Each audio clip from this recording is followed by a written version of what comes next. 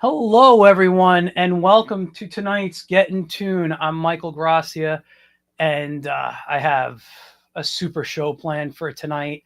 I am going to be talking to some people from the Siegel and Schuster Society.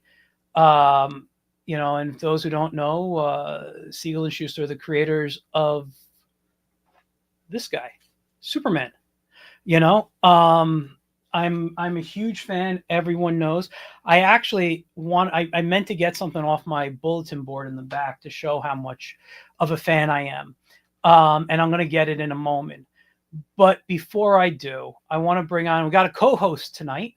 Um, and that's going to be our good friend, Ray Felix. Hey, Ray. Hey, how's it going? Doing good. How about you? Let me go pull off my bulletin board what I was going to talk about. Life is good. Life is good. It's another day in the neighborhood, right? like like old Mr. Rogers used to say, Yeah. he started his day, took off his shoes, and So going good for you then. everything. Before we bring on our guests, can you tell us? I mean, I know you're a Superman fan. What does Superman mean to you? Oh, let me see. Superman. He's Superman. always on top of your head there, right? It's always Always on your mind. Superman is. I would say that when I first, my grandmother gave me a Amigo doll of Superman when I was a little kid. I was really small. I was in the 70s. Probably like, it's probably before I even started school. Um, and I remember I loved it so much. But it's funny, she gave my brother Batman and me Superman. We would fight all the time over them because he wanted both. So then the next Christmas, she got us the reverse of it. So we both had Batman and Superman at that point. But he's always been an important character, because he's represents the story of the immigrant. I'm an American child born here, but the son of immigrants, and that's the dream, right? That we all he represents the American way in many ways. So, and we all aspire to that. Coming from another place to start a new life, and unlike most superheroes, Superman wants to be human. Superman is who he really is. He's Clark Kent is the disguise, where other heroes, like Batman, I would say is, well, Batman would be almost similar, but they're all the orphans. You have the orphan heroes. So most heroes are disguising their true identity, but Superman is his real identity. So it's the reverse. So that's also what makes him unique. A lot of people don't realize that. I might actually disagree and say, I mean, he is Superman, but I always saw him as Clark, before Superman.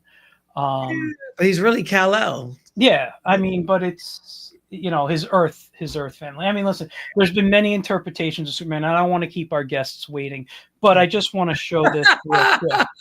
Yeah. I keep a Superman magnet on my bulletin board there. Oh, cool. Below my Superman magnet is this image of me when I was 6 years old. Wow. That's all right. Cool. This is how long I've been. And you got a cape there too, right? Wow. What? You have a cape on there too, right? I have a cape on there. Yes, my mother made me the cape when I was a kid. That's cool. And this picture frame, when I was, I think, 10 years old here. Wow. This is from the National Cartoon. No, I don't want to call it. There was a cartoon museum in Port Chester, New York. They had all these little paper mache, different things. They had a Dennis the Menace. They had all these different characters. And there I am with Superman. That's cool. So that these guys stay in my room. He's been around since I was a kid. But let's waste no more time. Let's bring on our guests. They are two of the board members of the Siegel and Schuster Society, which, by the way, I got right here, and this is my membership card. Right. All right. We're going to start with Lee Goldie, Mhm. and Valentino. Is it Zulu? I'm sorry. Zulo, you got it. Zulo, yeah. Okay. Zulo. Sorry. So No, you're thank good. you guys for coming on. Thank you for tonight. having us. How you guys doing tonight? Good? Doing great. Yeah, that's Yeah. great. So before we get into the society, can you tell us a little bit about who you guys are and what your connection to Superman is? You want me to go first? Yeah, you go first. Okay. So I'm Lee Goldie. I am the founding board secretary of the all-volunteer Siegel and Shuster Society. This guy named Joe Shuster is my grandfather's first cousin. And so he is, I love saying that I'm related to Superman. You know, as a teacher, a Sunday school teacher, it's really fun to tell my kids that because they really like that. And, you know, we grew up with, my grandfather was 6 weeks older than Joe. Okay. And the two of them just hung out all the time. Even when Joe moved to Cleveland, he would go back to Toronto every summer and they just lived, I mean, they hung out together all the time. So they were really close. And he's just, I mean, just the fact that a cousin created, it was one of the people, because Jerry started it, I'm not denying that. But, you know, he created one of the most iconic characters in the world that started, like you said, an entire genre, right? Yeah. It's just something that I want to make sure we're celebrating because that's amazing. And it doesn't matter what language you're speaking. Everybody knows who Superman is. Yeah. Mhm. Yeah. I believe, I forgot how long ago it was, but there was like a list of like 10 characters that people would know. And like the top 3 was Mickey Mouse, Superman, and Bugs Bunny. Yes. Mhm. Like Mhm. worldwide. Yeah. It's so cool. So this is, I'm a founding board secretary of the Siegel Schuster Society, and we started in 2006 when Mike Sangiacomo, who's a plain dealer, he's a retired plain dealer reporter. He wrote an article, like this article in the Plain Dealer, saying, why is nobody doing anything in Cleveland to honor or celebrate the creation of Superman in Cleveland? And from that, the Siegel and Schuster Society was born. That's fantastic. Yeah. That's pretty cool. Yeah. Thank you. Yeah. Valentino, how about you? Yeah. So I'm a Clevelander. I think so. My love for Superman sort of starts there. But I guess I'll back up a bit. So I'm an English professor and I study comics generally. That's what I did my PhD in. And I teach at a local college. And I do a lot of work with Cleveland. I run our Rust Belt Humanities Lab, and at our school, which is a lot of fun. And one of the things we did as part of our humanities lab was we ran a Superman program in for the 85th anniversary, and partnered with the Siegel and Schuster Society. So I got to know everybody really well during that year, and so we did 26 events across the city, mostly because I often said, and I was happy that Laura Siegel liked this, which I said that for me, Cleveland was the third partner with Siegel and Schuster. Like, I don't think that Superman would have been created as the character he is without the city. And so we did this, and we had events all across the city. A lot of places that Jerry and Joe would have gone to, like the Cleveland Public Library or the West Side Market or the Cleveland Museum of Art. Some of those we know for sure they went to, some of those we assume that they might have gone to, and also sort of iconic spaces in Cleveland today, like the Rock and Roll Hall of Fame. And so part of it was to celebrate, as I said, sort of not just the creators, but also the city that made the character. Right. And so and then I got to know the Siegel and Schuster Society. As soon as that was over, I got an email. They're like, okay, now that that's done, do you want to join the board? Like, we're working on the statue project. Do you want to help? And so for the past, I think, almost a year now, I've been a member of the board and working with Lee and Mike, who Lee mentioned, and everybody else who's on the board. And it's been a lot of fun. That's fantastic. Yeah, that's great. So when the society started it was 2006, you said, correct? Correct. What was the goal of? I know you said, like, to, I guess, kind of bring attention, but like, what was your idea to forming this society? You know. in the area? We wanted to come up with ideas of ways that we could honor Jerry and Joe. And I'm a little like Valentino in the sense that I like to create entire community events. But that was put aside for a little while, and I'll explain that in a second. It's a positive thing. But we started with, we wanted to renovate Jerry Siegel's house and do something with Joe Shuster's house, because those are cultural icons. I mean, this is the place where Superman was created. It is an address. It's, it's a house on Kimberly Avenue in Glenville, which is it's a part of downtown Cleveland, well, near University Circle. And it's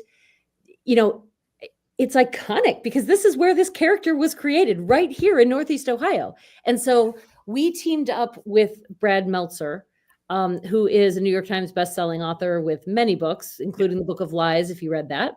And he helped us. We created a fundraising video, and we raised $111,000 in an online auction to renovate Jerry Siegel's house. And if you want to see it, the video on YouTube, if you just Google "Saving Superman's House," you'll find it. So we had everybody in there, and the whole goal was helping people understand, because this is why Superman is so popular. Everybody that was in there said, "I am Superman," right? Because I can be Superman. You can be Superman, right? Anybody can be Superman. It's just, how do you define that, right? And that's just what's so cool. And then we got a $5,000 grant to put up so Joe's, unfortunately, 2 years before we opened up, they tore down Joe's duplex. He lived in a duplex. They tore it down because it was just in poor condition. So we didn't get to renovate that house, but we put a fence around the former location of Joe's home, and it illustrates the first issue of Action Comics #1. And it's got 16 panels, and it talks about it. I mean, it just shows what Jerry and Joe did to make a difference in Northeast Ohio and around the world. So that was really cool. And then we did that kind of stuff. And then in addition to that, here's how I'm like Valentino. My goal was, how can we connect this with every single big organization in Northeast Ohio? Like the Cleveland Orchestra played the March of Superman for the 75th anniversary in Public Square. And they were honoring Jerry and Joe. It was the 4th of July fireworks display, and they were they were playing music to that, and they played the March of Superman, which was that was a little dream of mine. We partnered with the Cleveland Public Libraries, and we had a summer reading program, and we had events at different Northeast or Cleveland Public Library locations throughout Northeast Ohio, including the Glenville one where kids dressed up and they got to make, Superman, they made a cape, and they got to make, drawings and stuff like that. It was just a really fun event. Then we partnered with the Maltz Museum and with something called Lolly the Trolley, which unfortunately is no longer here. And Mike Sangiacomo, Brad Ricca helped me with this. But Mike Sangiacomo led it with me. We had a History of Superman in Cleveland tour, where we went through the neighborhood and showed everybody, this is where this happened, and this is where this took place, and this is where they were making the history. I mean, it is so, here's Joe's art studio, and it just was so cool. We actually still do it for a couple schools that ask, but we don't do it we don't have it going all the time, if that makes sense. Because again, we're all volunteers. I was like, I need to come out for that. That just sounds like a fun walk. Yeah. And then we also light the Terminal Tower in Superman colors. We try to do it in June, around the anniversary of the release of Action Comics #1, and in April, on April 18th, if I'm not mistaken. Do I have that date right? Yep. And then I'm trying to think of what else. We've done so many different things with the Great Lakes Science Center and NASA. We do the Science of Superman. It's like Superman in space. And where is Krypton, and where is, it's so cool working with NASA to do that. It's just, I'm a teacher, and I mean, I do this too, but this is a nonprofit organization that I run. But, I'm a teacher, and my goal is, how can we incorporate Superman in as many lessons as we can? So it's really fun. That is awesome. I just want to go to a couple of comments. First, I want to say hi to Dylan in the audience. Thanks for watching. We got 2 comments from David. First one's so amazing. You partnered with Brad Meltzer. Mhm. Identity Crisis was awesome. You guys are awesome. Uh-huh. Thank And- you. And then Brad's amazing. He's helped us in so many ways, and we really appreciate it. He really cares about Jerry and Joe. that's awesome. And Jerry and Joe changed the comic industry. Superman is the hero. And David's a friend of mine, and I can honestly say he might be a bigger Superman fan than I am, and I'm not sure that's possible. Dylan. He's got some. He's an amazing artist. Honestly, I'll say this now: he should be drawing Superman. Like he should be doing the comics right now. Yeah. It's a fantastic artist. So yeah. Let me just get a sip of water. I'm sorry. Okay, while you do that, I was gonna say, I just to tell you a little story, but I had seen this. I had heard about the saving of the Siegel house, and I thought it was like such an important thing. I was so honored to be part of the Siegel and Schuster Society because of that and all the other work. But I will say one of my favorite moments regarding the Siegel house was when Philip Kennedy Johnson came in 2023. He was writing Action Comics for a while. For anybody watching, I'm sure you all know this, but just when he came to Cleveland, he wanted to go to Jerry Siegel's house and also to see the fence at where Schuster's house was. But so the Siegel house is a private residence, and when we knocked on the door. And the Grays often are really nice, and they let people in. But knock on the door, and the door like opens a crack, and I'm like, "Hi," and Philip, who is I don't remember, sergeant major or something in the army. I don't actually know what his title is. I'm really bad at he's pretty high up in the army. Okay.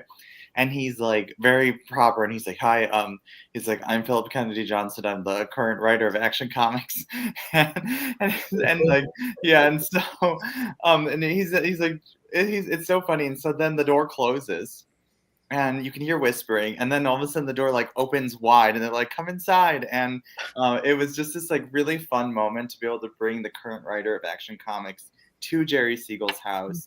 We signed the guest book that Joanne Siegel had left, and I don't know. I mean, like those. It's also about like Clevelanders going in there, but there's just such a beautiful moment to like see like time just sort of flatten in this moment. Here's the current writer 85 years later in the bedroom where the idea came up, and it was just such a beautiful moment. So I'm like so grateful that this house was safe for moments like that. And I think Philip said like he was like so grateful for us taking him. He's like, this just means so much to me. He's like, I do this because of Jerry and Joe. So to even be in one of their homes, like where this character was created, was such a powerful moment. And like I said, like, he's this like guy in the army, and he got very emotional about it. Like he was just very like, very it was intense for him, and for all of us. I mean, really, it's just to be there. So, I'm so grateful for what the society has done and what Brad Meltzer did to make sure that this house was saved. I have a question. Everything you guys are saying is so inspiring. Like you have the community, and you have like all the local people gathering. Just out of curiosity, is like DC Comics or Warner Brothers help with the restoration or any of those projects that you guys worked on? Like I said, we raised $111,000 in an online auction. Oh, that's amazing. And that was donated. And I tracked it.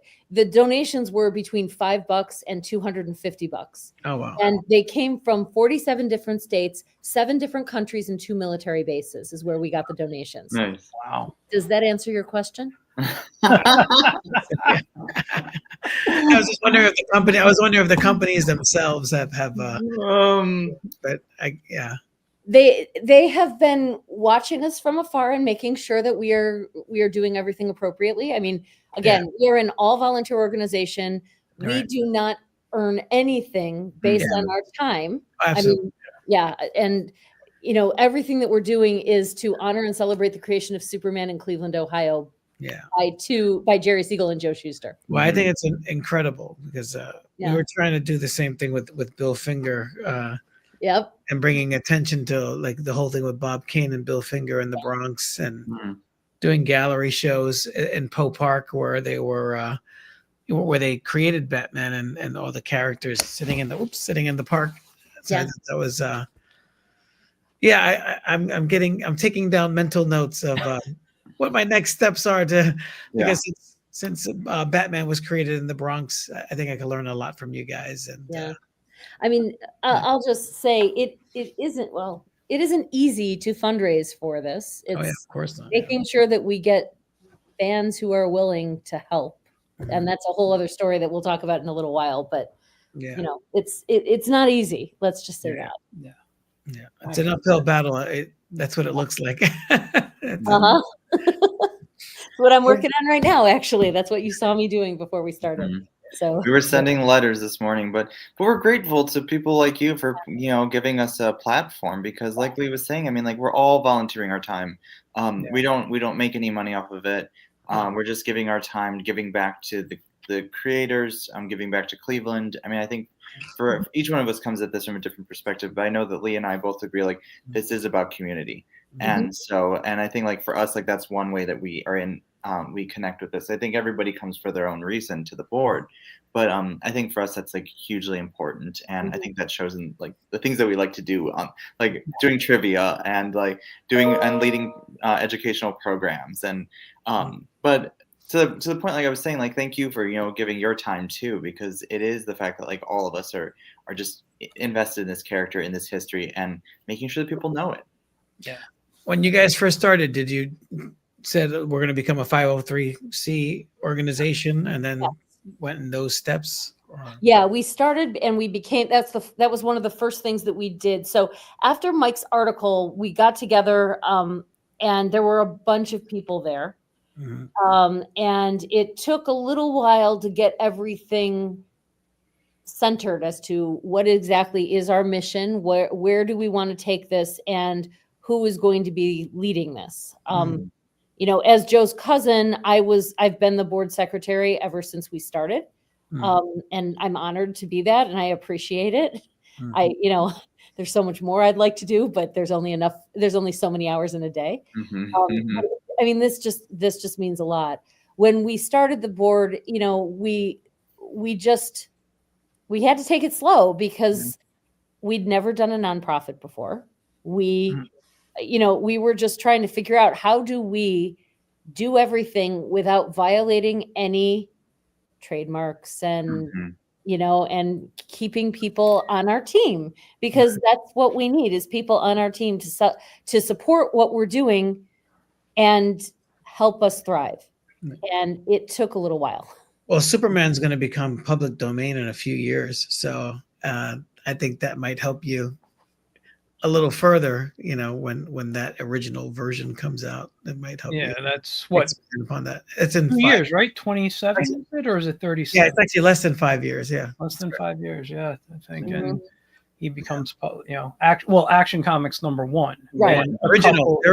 The original. You have to be very careful as to what you say you can use, because, again, we have to abide by. You might want to get a lawyer to look at the details of that, but I can see us looking at each other, like, silently, like, sharing, like, we're not going to say anything. I'm sure that's been discussions privately already. Because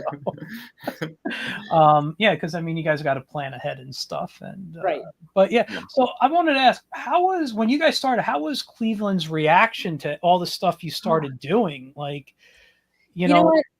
It was. Sorry, I don't mean to keep jumping in. No. It's just that I was there when it happened. You were there, yeah. So it was really frustrating, because we were trying to get Cleveland to help us, and they just couldn't come up with a reason why. And bureaucracy, right?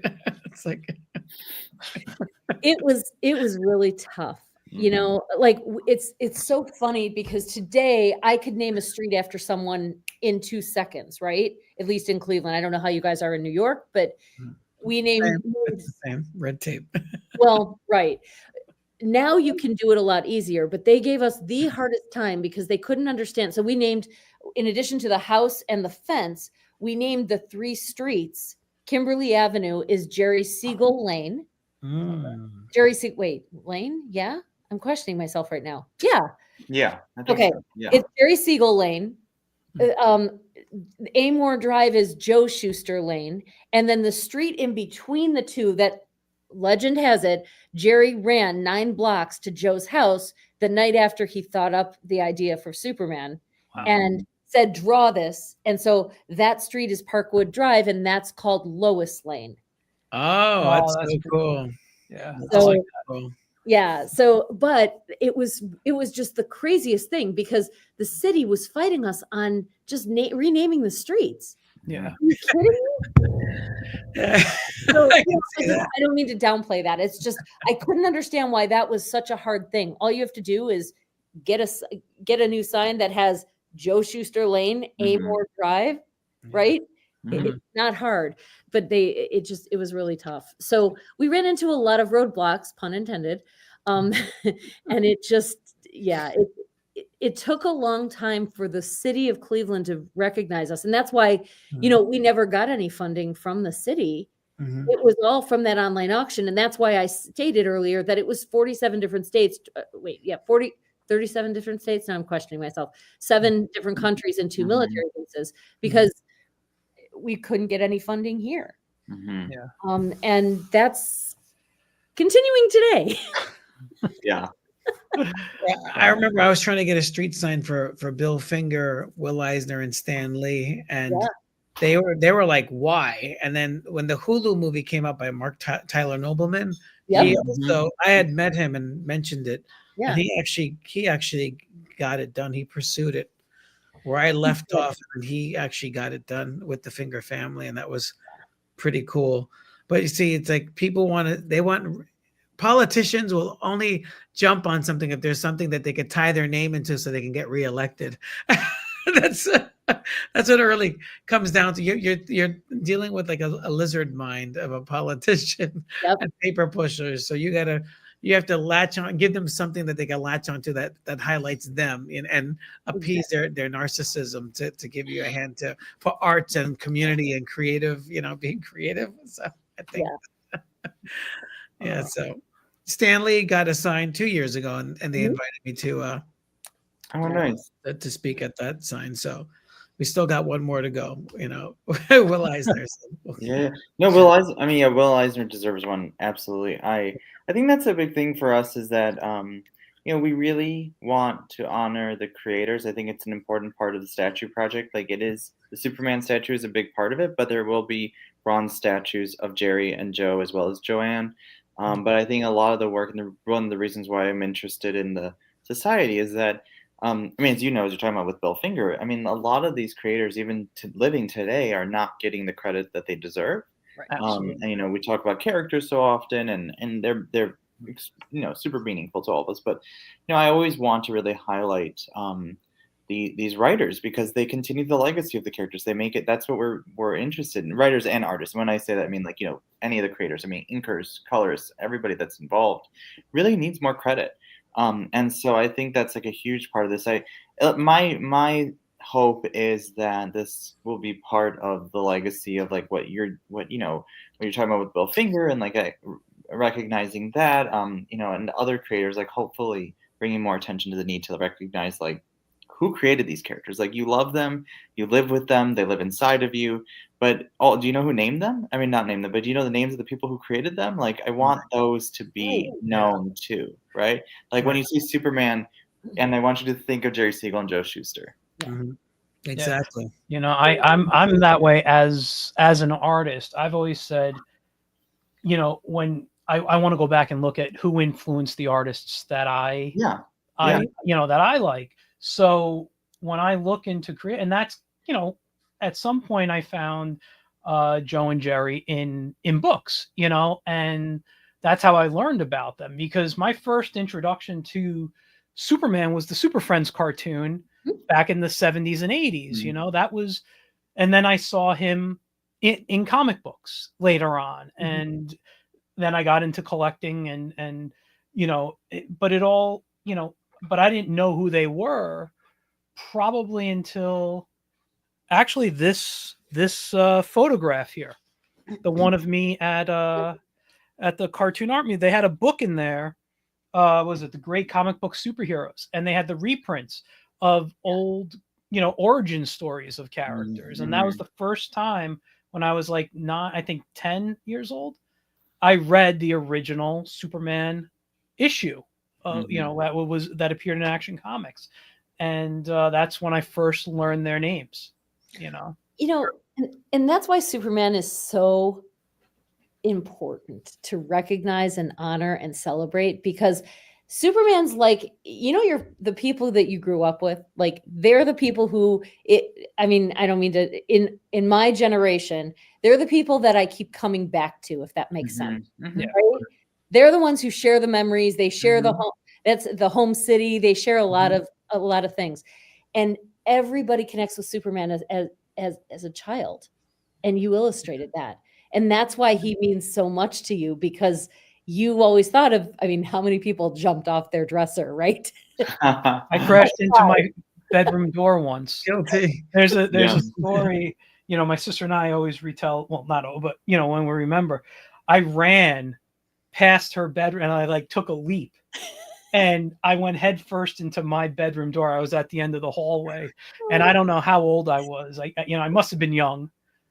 But I ran from one end of the house to the other, and I remember a blur just flying by, and next I hear a thud.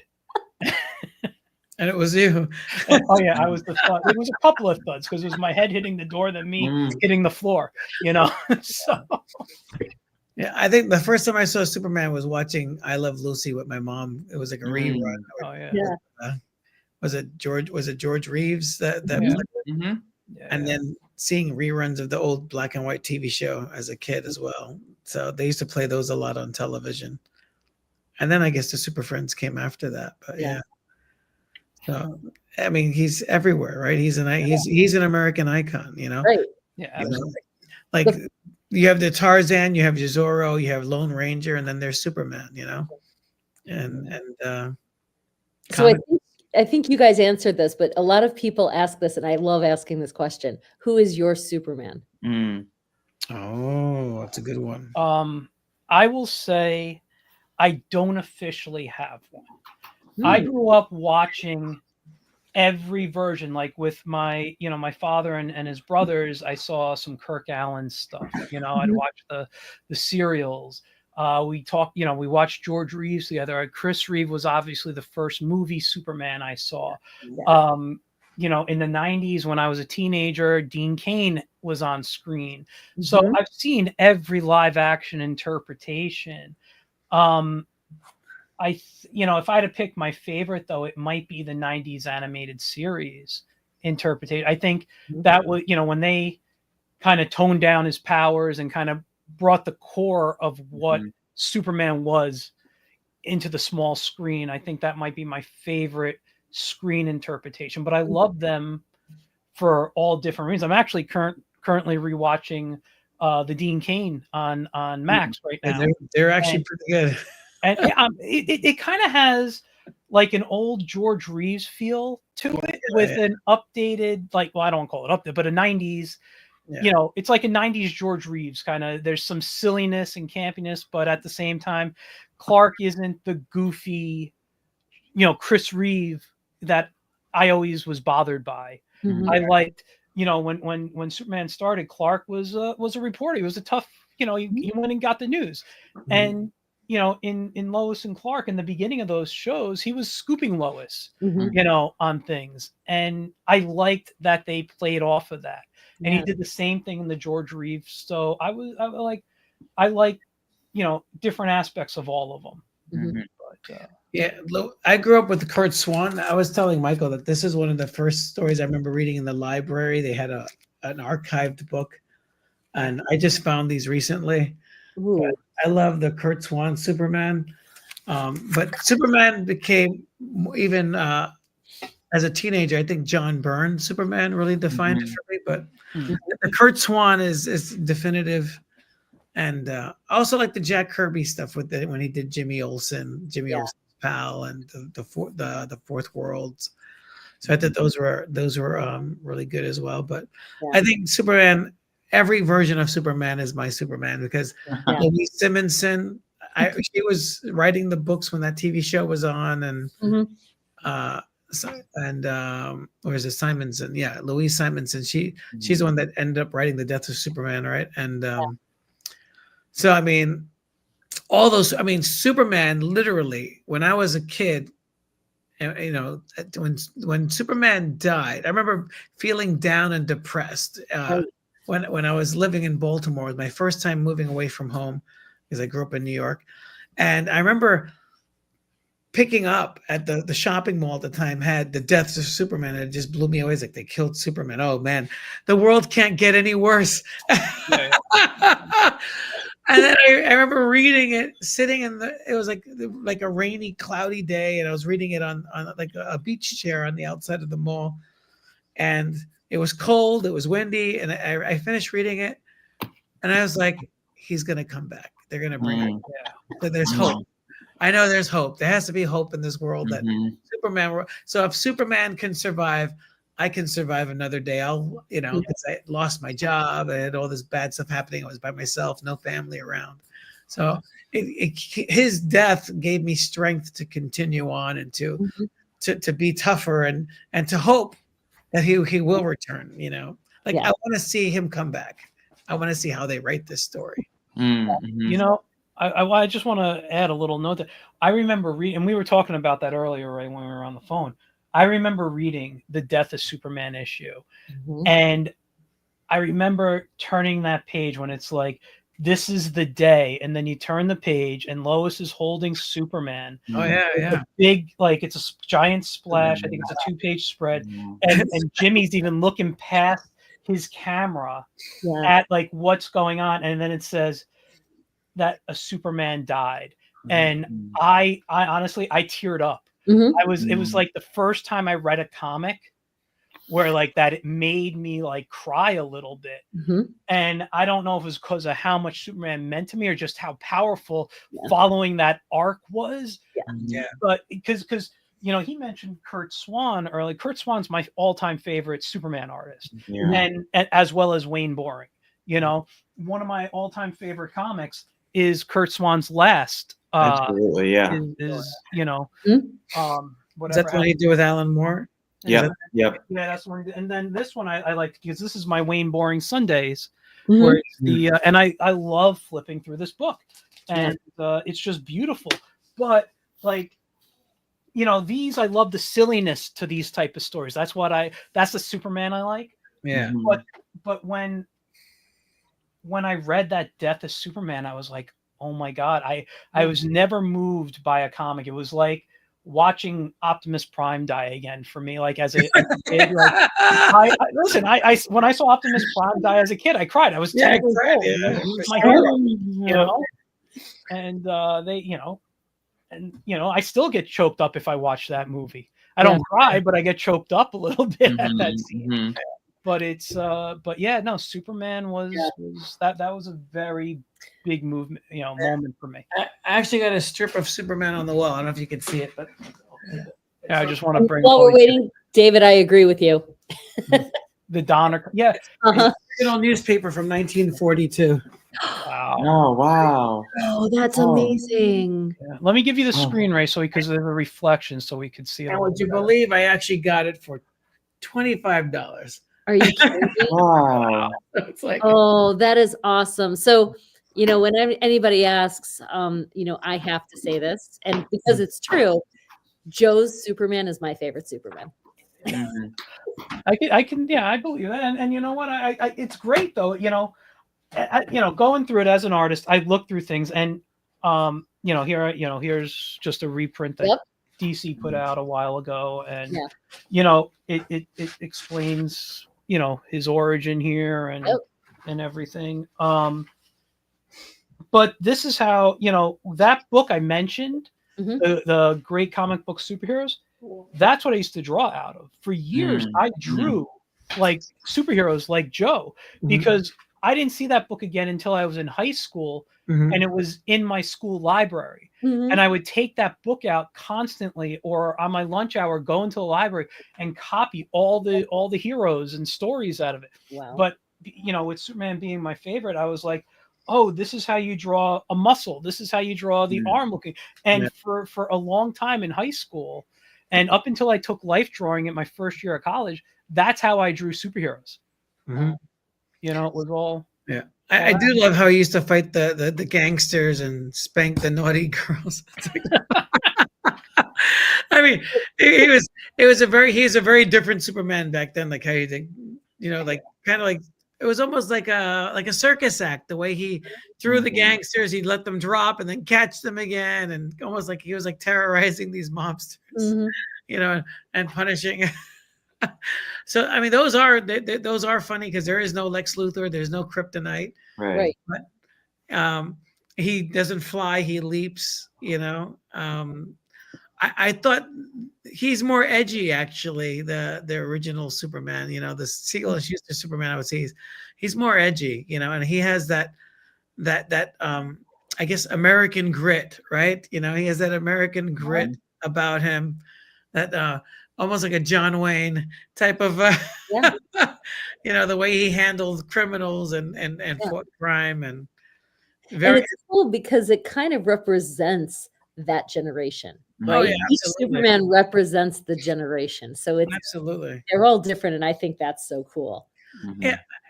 A lot of people don't like the Grant Morrison New 52 Superman, but I actually absolutely love that one too. Like his interpretation of Action Comics, not the Superman New 52 in general, but Mhm. Grant Morrison's specifically.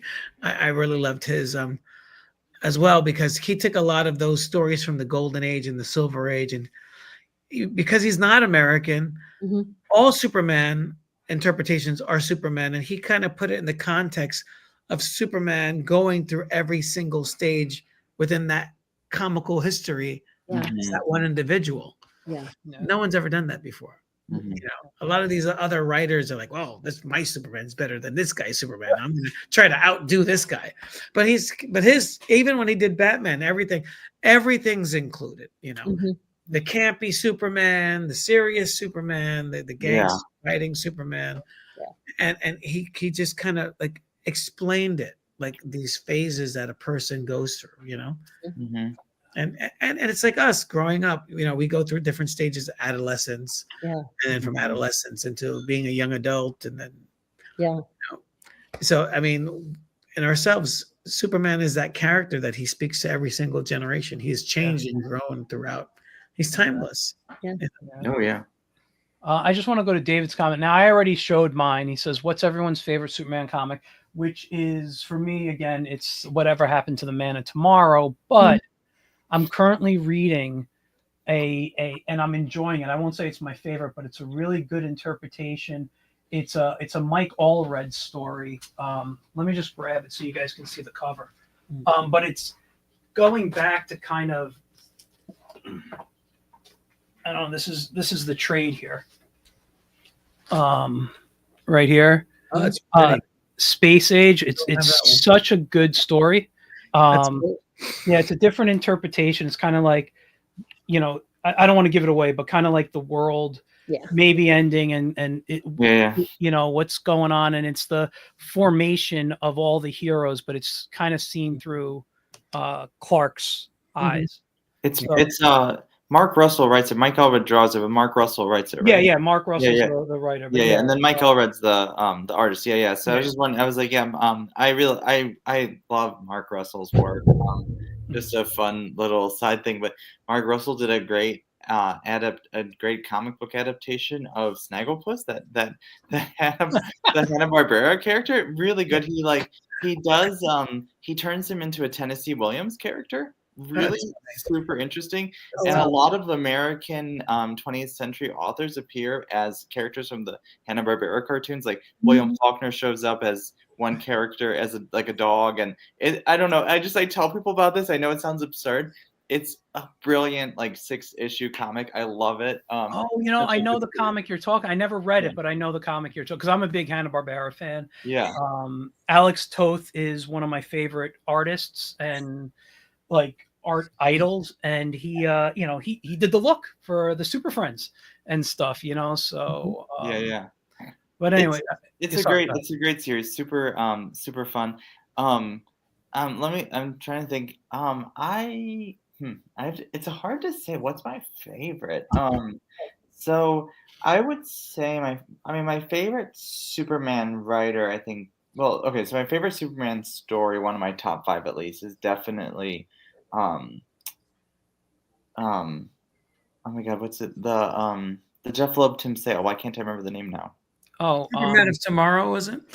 No, it's the A daily, no, something every day Superman or it'll come back to me. holidays. It's Those are Jeff all the Loeb. holidays. I know I'm over- everyone that's watching is probably like screaming it, like it's Right. Exactly. yeah. Yeah, I'm gonna So look it up right now because I know it. Yeah. Oh, For for all all seasons? seasons. all for all seasons. seasons, yes, thank you. Yeah. Yeah. It goes through a whole calendar. Yeah. That one might be it's my top one of my top five. I love the Whatever Happened to the Man of Tomorrow. Mhm. I think the writer though that I think for me like understands Superman best today, living, I think is Mark Waid. I really love his understanding of Superman. Mhm. But I mean like other highlights for me, I mean like I mentioned Philip Kennedy Johnson's run. I love that. Sina Grace did a great YA Superman book, The Harvest of Youth. That was a great book. There's a lot, but I mean, I don't know. It's hard to say. There's so many great Superman stories, but For All Seasons is just a really beautiful, like somber Superman story that I don't know. I find it so moving. I recommend it all the time. It was like if you like comics, if you don't like comics, if you like superheroes, don't like superheroes, whatever, like read this. It's a beautiful story. Yeah, and Secret Identity with that Stuart Immelman drew. I don't remember who wrote it. That was a thing. I should know the writer, but No, he has it there. What's his name? I can't see it from this. that was a really good one as Bring it well. up. That was a good one. Kurt Busiek. Art Busick, yeah. Yes. You know, I'm just blank. I just had a little brain fart. I was going to talk about a comic that I enjoyed too, because even though I love, you know, the reason I love Whatever Happened to the Man of Tomorrow, it's just a nice ending for that era, you know. But I was also a big Superboy guy. Like I loved Superboy as a kid, and I remember one of the first old comics I bought was a Superboy issue. I think it's either from the late 60s or early 70s. And I can't remember the issue. I have it packed away in one of my boxes right now. But I remember the main Superboy story, and I can't remember who the character was, but he was one of the Legionnaires who had similar powers to Superman. It wasn't Mon-El or anybody like that. And he came and he basically was screwing around with Superboy. You know, like he would try to, you know, hit on Lana or whatever, and then be like, well, you know, you go do so, or something would happen and he'd save the day. Go, sorry, Superboy, you're too late. Like it was just so corny that I loved it. And I read it a dozen times over, and I know what the character looks like if I was to draw him. I'm just blanking on the Legion's character's name right now. If Mike Sangiacomo were here, he would have said it 10 times already. He knows those characters so well. I am not good with names like that, but he is our Superman like trivia expert. He's awesome. Yeah. I do not have that brain, but he is so good. Like he could have told you, like he would be like, "Oh, this person, they first appeared in this issue," and I've read so many comics. Love the stories. Cannot keep that type of data in my head. Me either. He's okay. my gosh. Yeah. He's all knowing in that, and I'm just Yeah, the older we get, it's harder to retain those little details in our mind. You know, Yeah. I'm trying not to admit that, but right.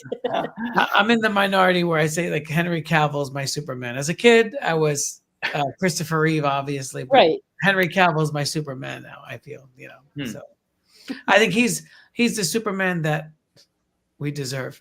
You know, like Christopher Reeve is who we want to be, and Zack Snyder's Superman is who we actually are.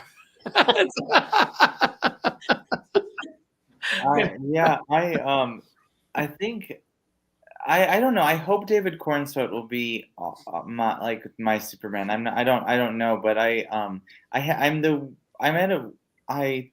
it's always funny. I think that when I think of Superman, like when people ask me like which film, Weirdly, the one that comes to mind for me is the Brandon Routh because that was just my age. Like that was Yeah. what was on screen, and so didn't go very far. But the funny part is the reason why I think of him is because I grew up with him in some ways because he was on a soap opera that my mom watched when I was a kid, and then called One Life to Live. And so I remember him on the soap opera, and then he was Superman. So I spent many years like first watching him in the living room with my mom doing like ironing in the living room, and then like after school.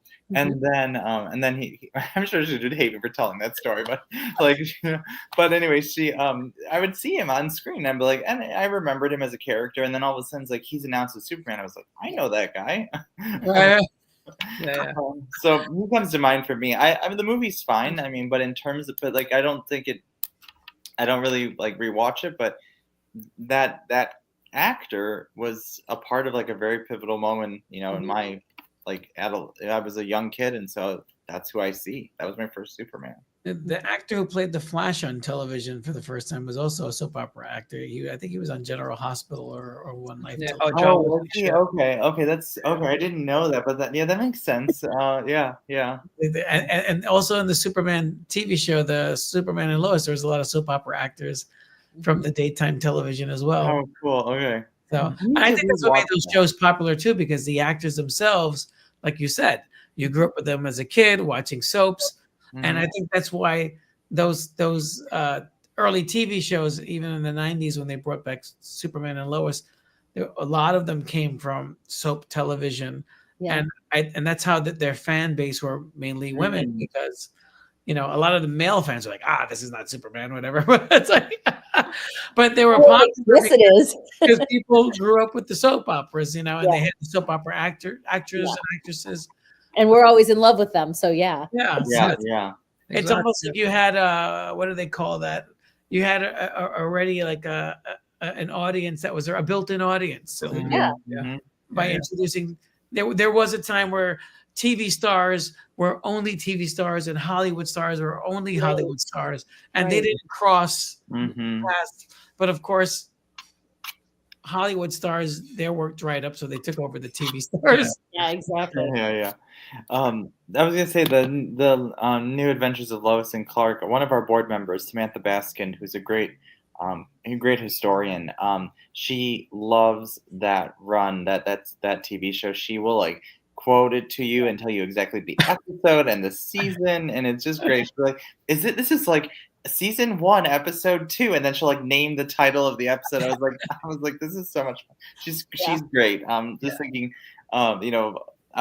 just thinking of our other board members, but she loves that show. So I actually need to rewatch it. She has gotten me interested in rewatching because she's always talking about it. I was like, all right, I got to rewatch it so I can keep up with you. I like I said, it is a very fun show, and if you follow Superman as like throughout the years, you really do see a lot of George Reeves in that series. And I'm in season 4, episode 3 right now. So I'm in the last season. And I believe that's the episode where they finally get married. But yeah, so but yeah, no, I've just had a great time watching it. It's just sometimes I have to take a break because I could sit and go all day long. And I also met Dean Cain a couple of times at comic book conventions, and he is one of like the greatest people to chat with. I don't tell the story on air, but there was a funny green room story I have about him, but like when I got to talk to him and go up to the table and talk to him, he's just a funny person, like just nice. He's very funny. I have an autograph somewhere I got for another friend of mine, but I don't see him, and it's been years, and he never sent me the money for it, so it's getting framed and being put up in my studio somewhere here. I literally held it for maybe 8 or 9 years. Oh wow! Time has passed. Enough time. Time's passed. I'm looking for it now, just to figure out where I put it. I have an 8x10 frame put away, and I have a spot on the wall for it already. Wow. So it's funny that you mentioned the TV shows, because the last CW season where Superman fights Lex Luthor in Smallville under a red sunlight. Mhm. That is basically a recreation of this story here. Hmm. So I thought that was pretty funny because Superman's fighting Lex Luthor with no powers. Mhm. So they're on equal playing field. So I thought that was pretty interesting how even the modern shows Mhm. take from the older comic books, which I don't understand why whenever you see a Marvel movie and they interview the director, he says, well, I tell the actors not to read the source material. Well, why not? That's what makes them great. Mhm. Yeah. You know, The I've CW always said, shows did take from the source material, and that made them more exciting. yeah, I mean, listen, Hollywood was built on superheroes. Think about the movie serials. You had the Kirk Allen, you had Captain America, Captain Marvel, the Captain Shazam Marvel was one, the first. Yep. you had the Phantom, Dick Tracy. They pulled from comics, Blondie, Mhm. and that's where they were getting their stories. Hollywood was based was the comics were what gave Hollywood their stories Right. and what helped bring make films Jordan. popular and then bring it to the TV with the Lone Ranger and all Zorro and all those things. It just that's why I was getting to Ray's point with the source material. I'm like, I don't get why when I hear that Yeah. don't read the source material. It's like, but you guys were built and you kept it true to the comics. Right. They did. You were as true as you could be to those comics back then. Yeah. So I think that's a great point about James Gunn is that he has really highlighted the source material. He frequently cites specific issues and authors and artists. Mhm.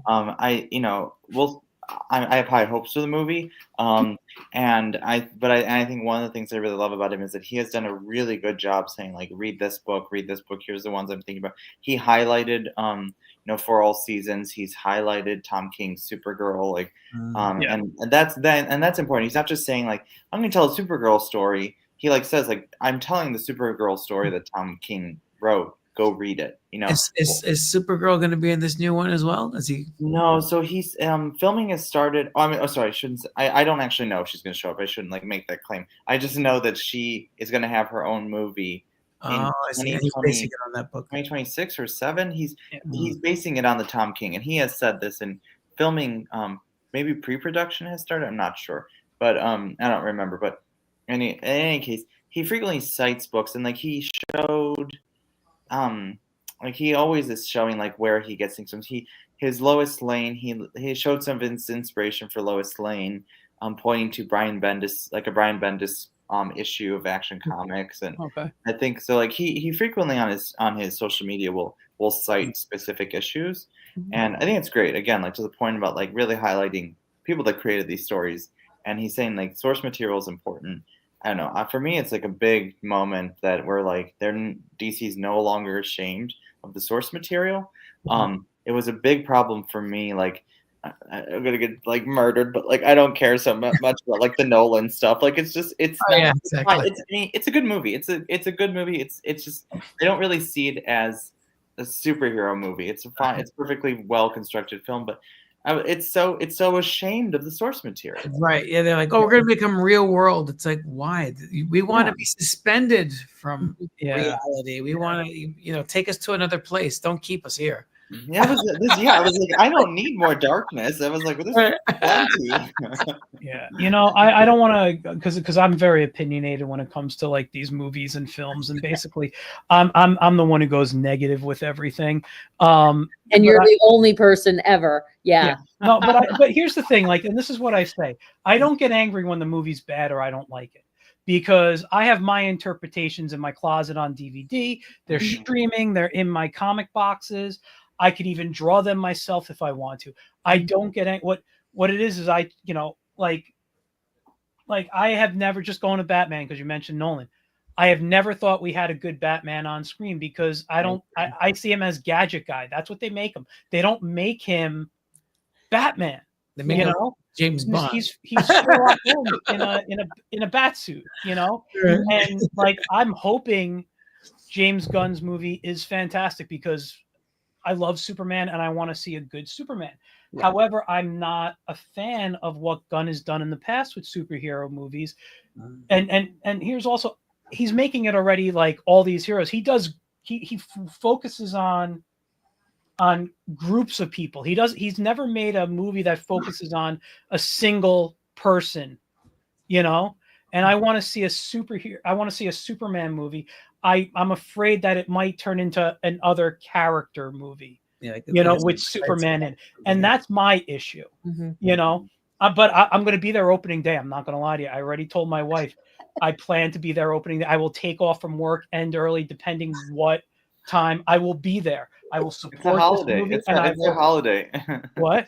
I said it's a holiday. Yeah, exactly. And I will go in with high hopes that this is going to be great because it's a great character. But knowing how I feel about James Gunn and his storytelling Mhm. and the stuff I've seen in the past, I have my reservations. That's it. Be And careful again, with that, because I skipped my college graduation in 1999 to see The Phantom Menace, and I regretted it.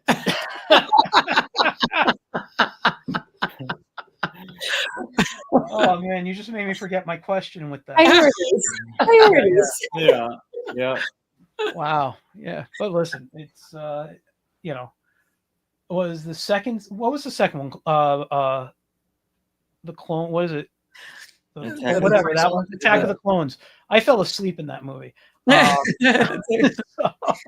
I took a nap in that one, but no, there was a question I wanted to ask. I was going to get back onto the society stuff, but let's. Do you mind if I show your website? Yeah. Please, Yeah. Okay. Please. please. I wanted to ask you, what is the next? What is like your 5-year plan of where the society is going to go? Where do you guys see yourself like in 2030? Like, I think the only answer I have is let's get past this coming year, if that's possible, because we're trying to fundraise for this, and this is what we've been focused on oh yes, the statue. Yeah. for years, and it's hopefully coming to fruition. Nice. You know, we're trying to create a Siegel and Schuster Superman Plaza outside of our convention center downtown Cleveland. Wow. And it's just really cool because it has this Superman. You know, it's atop an 18-foot base, and it's a 9-foot across. I think I might get the numbers off a little bit, but 9-foot across Superman. And then on the if you scroll down scroll down a little bit more, you can see the rest of the plaza. Because keep going, just keep going. Okay, sorry. Right, like right there, but we could even go down further because we should have pictures down there. So it's going to look like this and even more. Yeah, that's what it's going to look like. And then we're going to have 3 bronze statues of Jerry Siegel, Joe Shuster, and Joanne Siegel. Nice. And then there's going to be, obviously, there has to be a phone booth there as well. So there's the iconic phone booth because that is where Clark Kent became Superman. That's so correct. I think we're the only place, we'll probably be the only place in the country that actually has a phone booth. Yeah. Yes. But this is our project right now, and we are trying to raise money to be able to make this happen. And again, the Siegel and Schuster Society is an all-volunteer organization, and we're just looking for help to make this happen. And so there is, you know, this is our donor thing. This is our donor. This is where we are with fundraising, and we're just looking for help to make this a reality. And it's, you know, we're halfway there, and that's really exciting. We just have a little more to go, and we'll take all the help that we can get because this is something that's going to be a place. I mean, let me just go back to what you guys were saying about visiting the house. You know, when you took him there to see it, like there's a book in the house that everybody who comes to that house signs. And I've looked through it, and there are people who have come from across the world to see Superman, the house where Superman was created. But nobody really knows that because nobody's ever seen the book. There's people from Germany, Brazil, Belgium, you know, France. They come from all across the world, and that's how important Superman is, and we need Cleveland to understand that. I don't know how else to say that, but we need Cleveland to understand that, and we'll take all the help that we can get. You know, you can donate on this page, and we're thanking our donors. So your name will be listed, and we just are looking for any help that we can get to make this a reality. That is amazing. Yeah. So they're going to construct that entire building, that whole plaza building. So it's the 3 parts, like I said. Oh yeah. So the building. Yeah. Go ahead, Valentino. Yeah. So So it's the Cleveland Convention Center. It's the expansion of the Cleveland Convention Center. There's a ballroom in there, and outside of it is this plaza that. So it's the entrance into the Cleveland Convention Center. Got it. Yeah. Oh. Yeah. And everything is ready at the plaza except for our stuff. So it's Right. ready to put it there. Okay. Oh, We gorgeous. just have to get the funding to be able to finish everything, Right. pay them, and then put it up. Beautiful. Let me just add the I mean, I'm assuming these are just, like mock-ups and stuff, but the Superman statue, is that based on anyone's particular artwork, or is it an original illustration that, art that it's based on? So it's David Deming's. I don't know do you know where he got it from, Valentino? Because I stink at this. I mean, I'm not gonna lie. It is not my favorite Superman. That's just this is my own personal opinion. He did a great job, but you know why I'm saying this.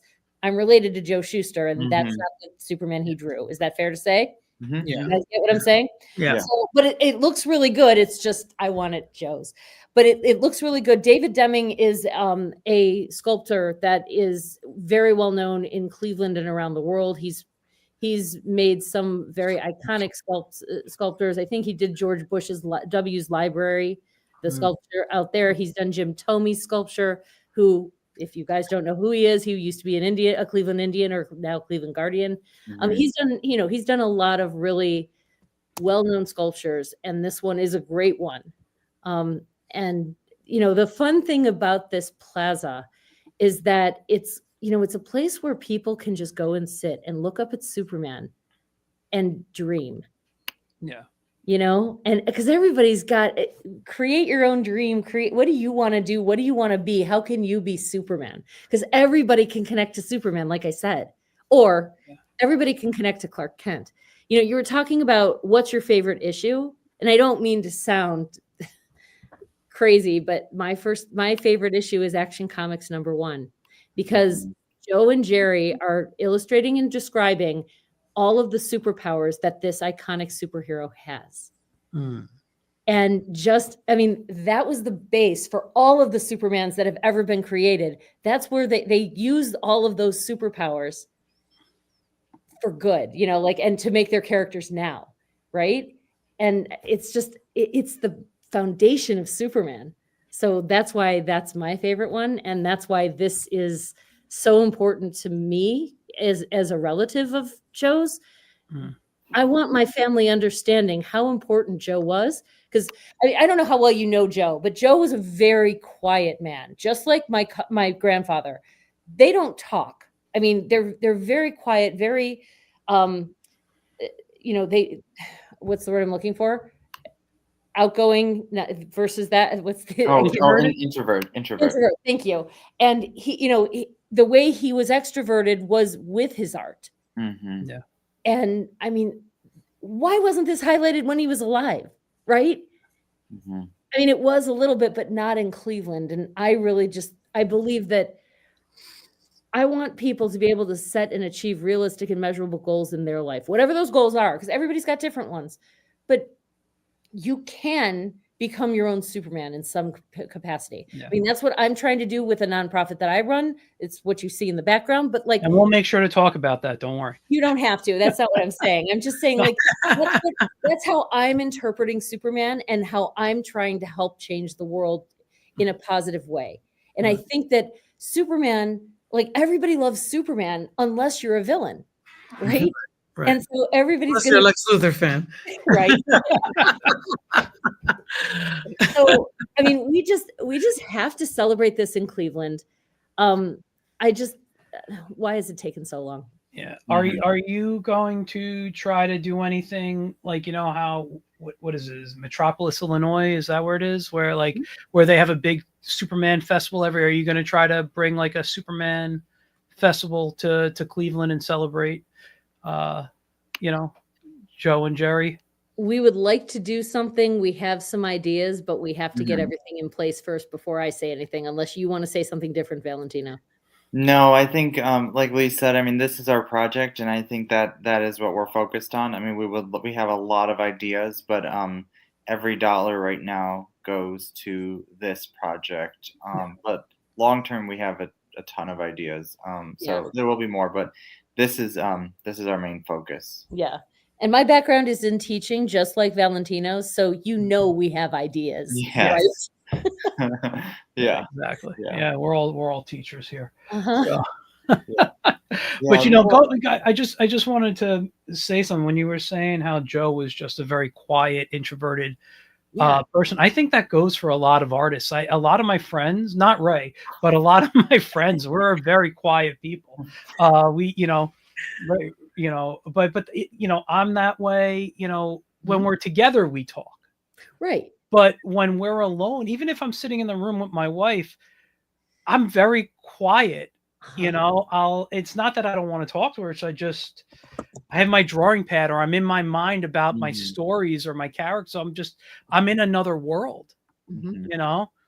and it's just, I think that's how the majority of creative people are. We live in our minds so much that we don't interact with other people on such a regular basis, Mhm. Mhm. Makes sense. Yeah. It does. Yeah. But I got a little tear now that you said that, Michael. what, that you're not introverted, right? You're the most extroverted person I know. Can I just say you're from New York? Do I need to say anything else? Yeah. Listen, he grew up in the Bronx. I grew up in a town called Mahopac, which is about an hour. It's the suburbs, so it's about an hour, maybe an hour and a half north of New York City. Okay. So yeah, it's very quiet over there. Yeah. It's not a lot of, you needed a car to get to the bus stop. That's kind of how it was. It's Mhm. it was that kind of town. Yeah. The Bronx is the greenest borough. That's the suburbs. That's the suburbs of New York. People used to refer to me as upstate, and Ah. I'm not upstate. I don't consider that upstate New York. They were also the last borough out of the 5 boroughs to be included because they were originally part of Westchester. Yeah. Mhm. So, but hold on. I wanted to look at something else here real quick. I don't know if it was on your website. Let me I was looking at the artist's work. I think the statue is the most dynamic. He does a lot of like very stiff statues. So this that Superman one is the most dynamic. The George Bush one and the Reagan one look kind of like, Yeah. Yeah, he did a great job. We're very excited. Please don't misunderstand what I said. It's the bias in me that I hope you guys understand. No, I completely but that's I actually get it. why You want your family's interpretation. yeah, but that's actually why I was asking. Like, I was going to ask, why didn't they do it? It's for Cleveland. It's where Joe is from. Why not use his likeness there? That's why I was asking. I was confused by it. And that's why I was asking if it was another artist's interpretation or if it was another Superman artist's work that was chosen as the basis. I've heard the answer before, but I think it's a combination of different. Yeah, I think it's some type of some combination of different designs. I can't remember either, but yeah, I mean it's a great statue. The prototype is at the Cleveland Public Library. If you're in town ever, you can actually go look at it. Yeah. Oh wow. Yeah. That's cool. Very cool. Yeah, that's awesome. So I want to also let people know that you're on Instagram. You're also on Facebook, but I didn't pull up your Facebook page. Please join our group. Yeah. Yeah. Will do. Go in, watch, and you have what's your podcast about? I haven't had a chance to give it a try. Yeah, no, good question. So we just launched the podcast this week. So Derek Russell, who runs House of L podcast, and then Luke Bugg, who is the Geek of Steel, they are working with us to launch a podcast, the Siegel and Schuster Society podcast. telling the story of the Siegel and Schuster Society.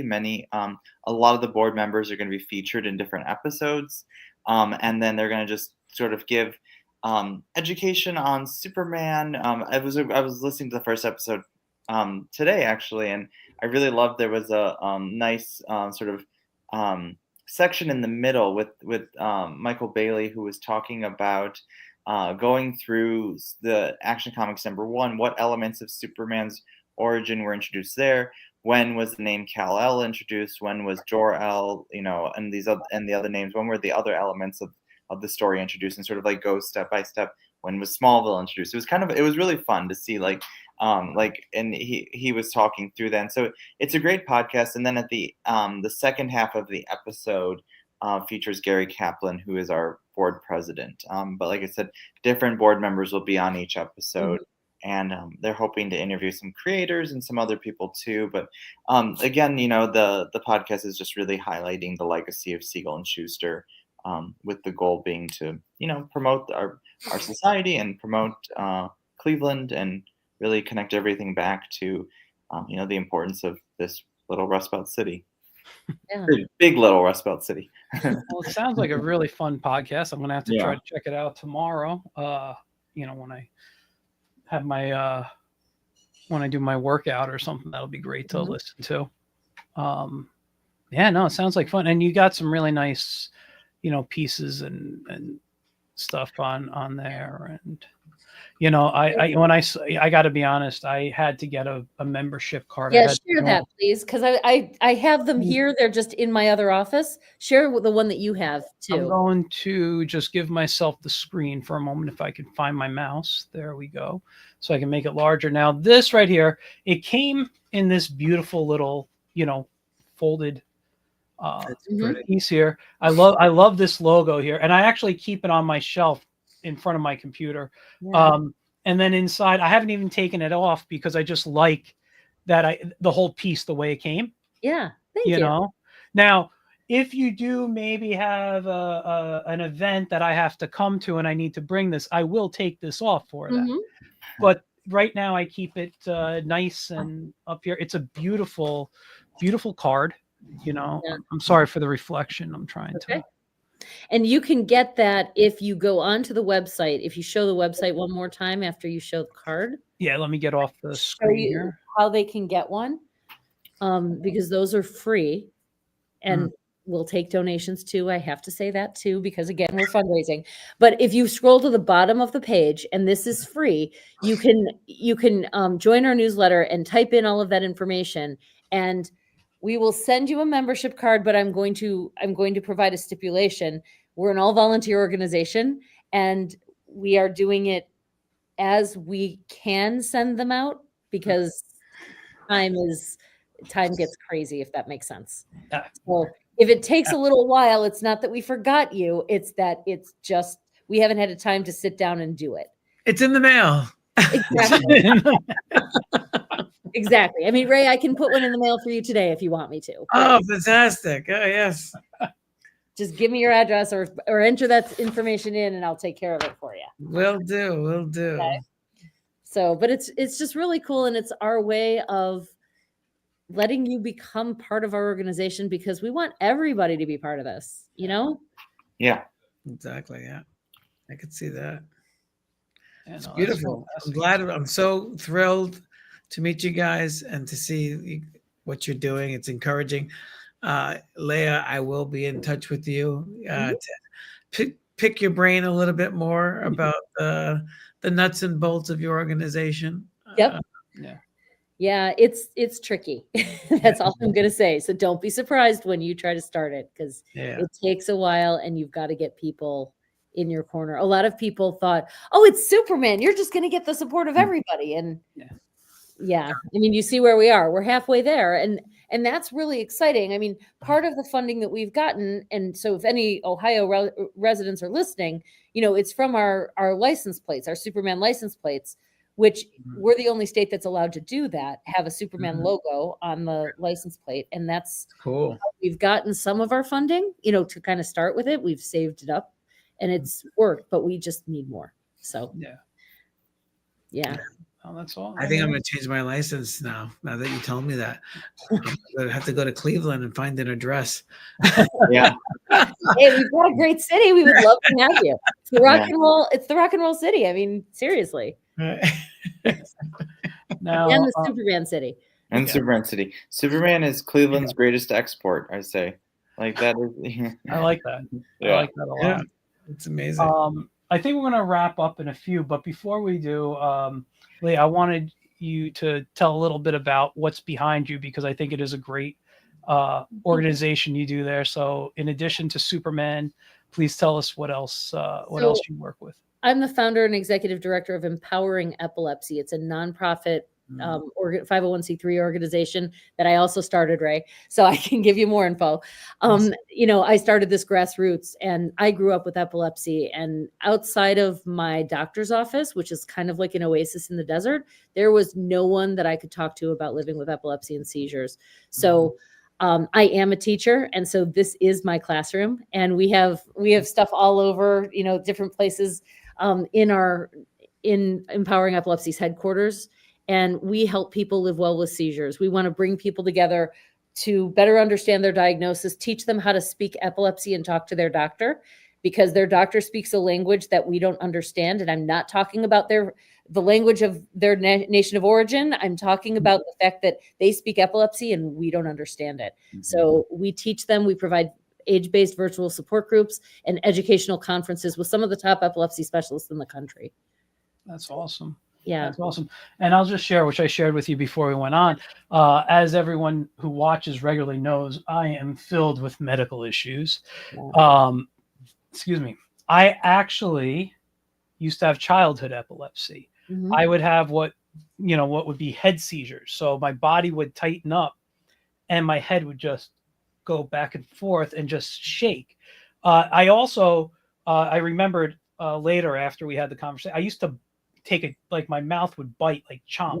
Yep. And I once had a head seizure while changing a night light bulb, and I broke the night light bulb in my mouth. My mother was there to, take it. I had to be maybe 5 years old or something. And, my mother was letting me change the light bulb. It was a cool thing. And then I had it, and she went in and she pulled it out of my mouth. But I grew out of it. I don't remember how old I was. I can't remember the last time I had it, but that was, I think, the second thing I was born with. I don't know. Listen, art has saved my life, and because of, everything I've gone through, art has been the thing that has kept me sane throughout everything. And it's one of the reasons all my work up until most recently is I would consider an all ages type of artwork, because I'm creating for everybody, because I just want everyone to enjoy. But now I'm doing a little bit different stuff. But that was like the thing that led into a lot of different things for me. And well, just a little fun fact that not a lot of people know, and I don't know if there's like a, like this is a proven, like research-based statement, but people with epilepsy, we stink at remembering things, for example, but we're amazing artists, writers, dancers, singers, actors, musicians, magicians, comedians. We're just really good at that stuff. Oh, wow.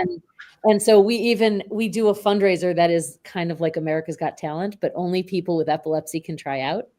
That's cool. So it's called The Power of Purple. It's so much fun. It's all about highlighting what people with epilepsy can do, because seizures stop us from doing so many things. So yeah. So it's Empowering Epilepsy. If anybody understands epilepsy, please give us a phone call and we can help you live well with it. Thank you for letting me do that. Oh yeah, no problem. And you know what? It just leads back into Superman, because I remember reading something about when he was being created.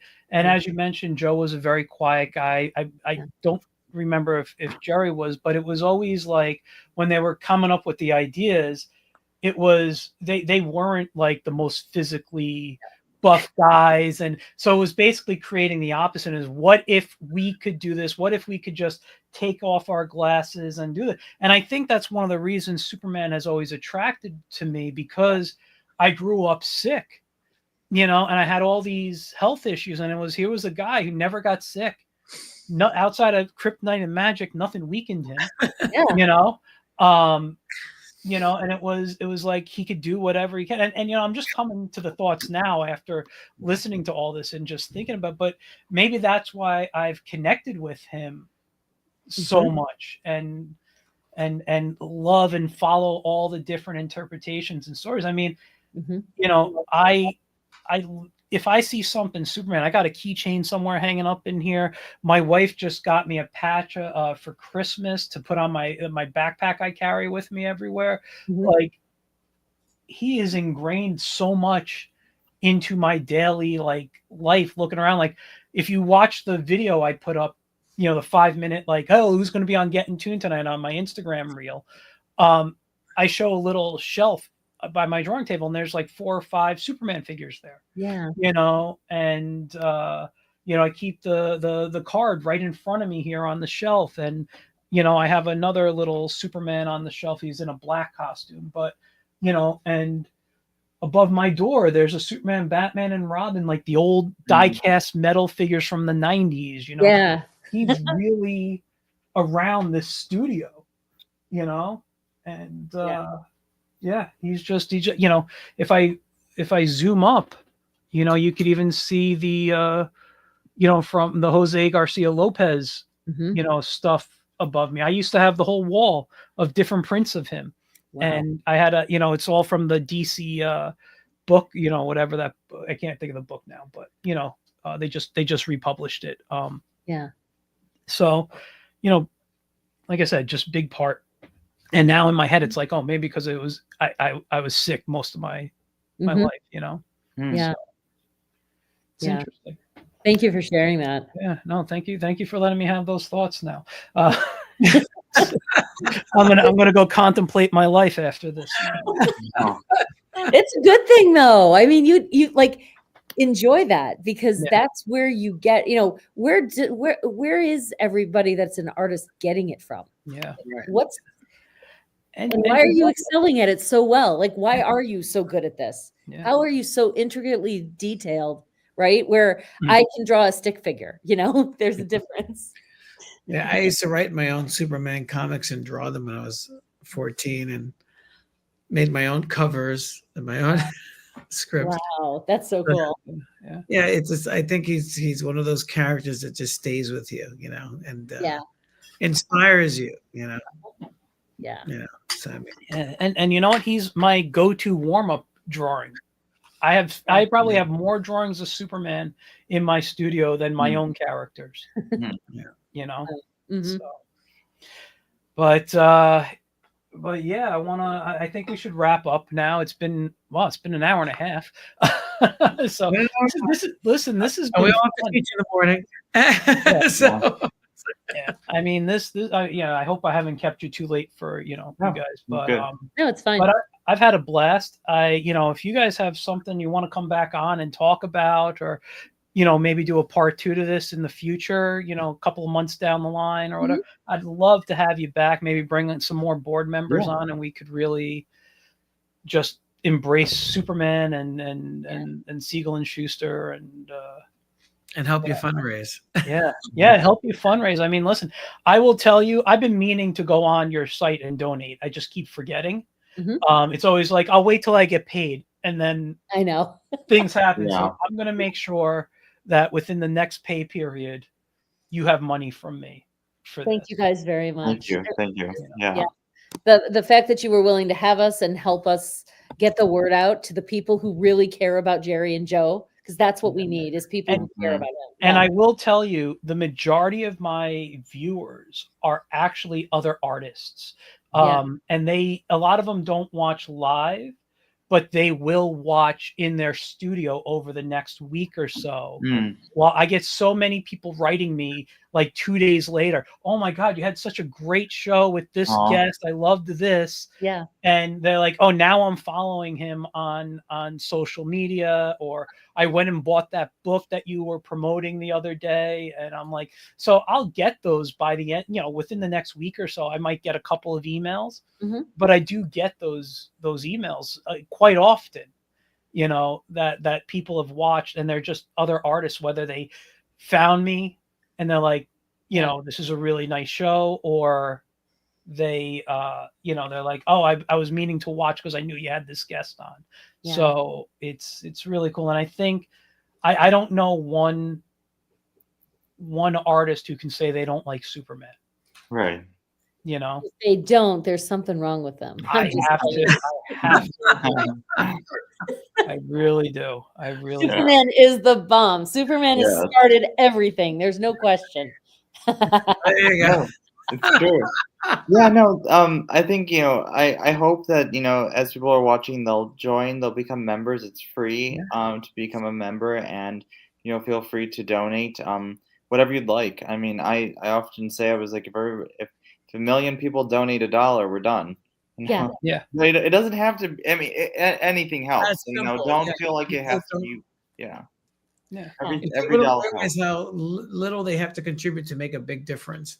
Yeah. So Yeah. I think that's You're spot on. So thank you so much for having us and for promoting this, because you're helping us make our dream come true. Anytime. I'm happy to help. I'm happy to help you.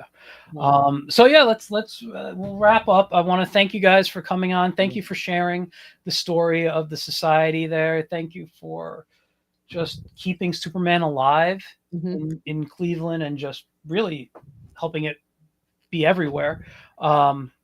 Thank you to your grandfather's cousin. You know, without him, you know, I may have not learned to draw superheroes. You know, it's just really, really cool. Yeah, it affects a lot of people's lives. I wish he would understand the magnitude that his creation had, because I don't think he did. You know, I mean, with how he lived, it was hard for him to understand that. But he's had such an impact on so many people that it just means so much to me. And I hope he's watching. You know, I'm sure he is. I'm sure he is. All right, guys. Well, Ray, thank you for co-hosting tonight. I really anytime. That was fun. it was great to meet you. Yeah, it's good to meet both of you. Yeah. Yeah, and you guys, next week I'll have another guest on. We're looking at it's a oh, I'm blanking on his name, sorry, but he's a repeat guest. He's got a new Kickstarter for his second issue of his new comic book.